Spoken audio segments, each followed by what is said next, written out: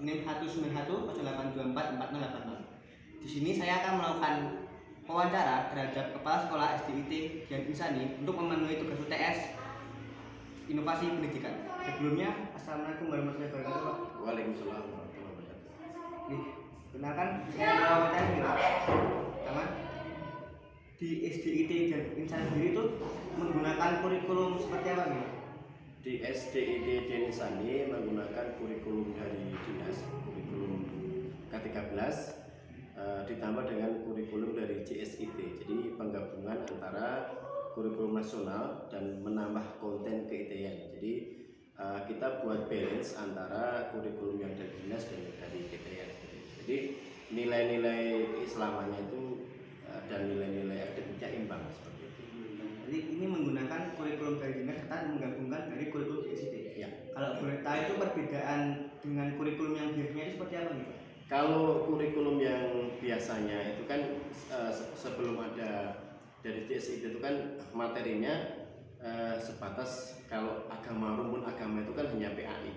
Nah, kita kembangkan dengan bahasa Arabnya, tahfidznya, tahsin adabnya. Juga di situ kita mencoba untuk menambah kurikulum yang di nasional itu kita tambah dengan konten ke-IT-an. Jadi ada nilai-nilai akhlaknya, adabnya yang itu akan memperkaya anak-anak kita itu sehingga bisa pintar secara akademiknya tapi juga kuat secara moralnya seperti itu. Kemudian dengan perbedaan seperti itu bagaimana cara guru berinovasi dengan kurikulum tersebut? Guru di sekolah kami diminta untuk selalu update kurikulum dan pengetahuannya dengan cara apa? Dengan cara selalu mengembangkan inovasinya, yaitu menerjemahkan kurikulum itu dalam bahasa anak-anak. Jadi tidak selalu saklek dengan kurikulum yang ada, tapi bagaimana dia bisa berinovasi dan pembelajaran tidak hanya di dalam kelas saja, tapi bisa dibawa keluar sehingga di luar itu bahan ajarnya banyak, sehingga anak-anak bisa memanfaatkan bahan yang ada di sekitar sekolah seperti itu. Pak. Kemudian bagaimana cara sekolah sendiri menerapkan kurikulum tersebut kepada siswa? Kan siswa itu memiliki karakter yang berbeda-beda, Pak. Nah, itu bagaimana cara sekolah untuk menerapkan kurikulum tersebut? Kami dari kurikulum juga teman-teman semuanya itu yang langkah awal pertama dalam pendidikan itu adalah adabnya dulu. Jadi bagaimana kita menyamakan frekuensi di adabnya sehingga nanti ketika adabnya baik, nanti kita akan baru masuk ke ranah berikutnya, yaitu di kurikulum mata pelajaran, dan bagaimana kita bisa mengklasifikasi setiap anak, karena setiap anak itu pasti punya keunikan tersendiri.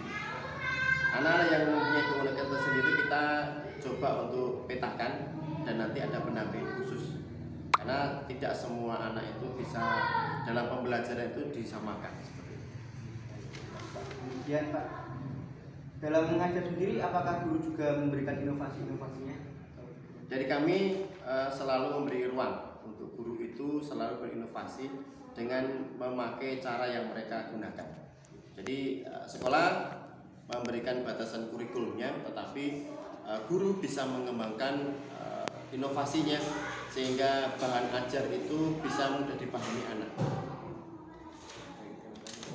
Kemudian dalam penggunaan media pembelajaran di sekolah sendiri, bagaimana cara sekolah menggunakan media pembelajaran tersebut? Apakah sekolah menggunakan atau mungkin tidak menggunakan atau seperti apa? Kalau kita alhamdulillah sudah ada mulai sejak 2 tahun yang lalu dengan kita menggunakan adanya internet yang sudah ada itu kita gunakan menggunakan laptop, kemudian kita memakai proyektor dalam pembelajaran itu sehingga anak-anak itu tidak hanya monolog gurunya yang ngomong, tapi kita bisa ajak anak-anak itu untuk menyaksikan model pembelajaran yang lewat inovasi media pembelajaran dengan proyektor laptop dan lain sebagainya. Mungkin ini pertanyaan terakhir nih Pak. Kemudian inovasi apa yang diberikan kepada sekolah terhadap kelengkapan sarana dan prasarana seperti perpustakaan atau seperti apa, itu bagaimana? Ya, untuk perpustakaan kami memang terbatas ya untuk sekarang, tapi alhamdulillah kami dapat bantuan bersama DAK, kami akan selalu bekerja sama dengan stakeholder, dengan orang tua juga dari dinas untuk bagaimana sekolah kami terpenuhi perpustakaannya, juga TIK-nya, sehingga nanti berkembang dan literasi anak-anak itu tidak tertinggal, sehingga bisa sama dengan sekolah lain yang di kota. Baik Pak, itu mungkin terakhir dari saya. Mungkin saya mengucapkan terima kasih ya Pak yang mau diwawancari oleh saya. Saya mengucapkan terima kasih. Wassalamualaikum warahmatullahi wabarakatuh. Waalaikumsalam.